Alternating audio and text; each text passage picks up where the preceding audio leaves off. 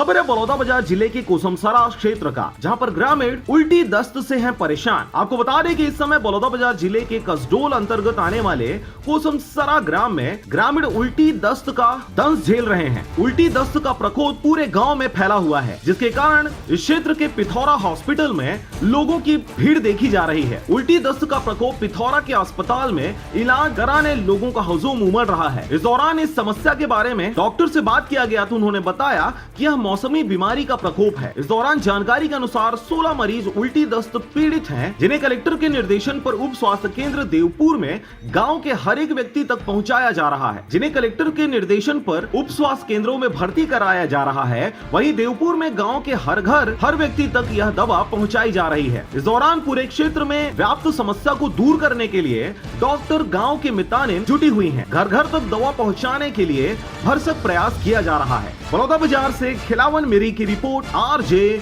रमझाझर।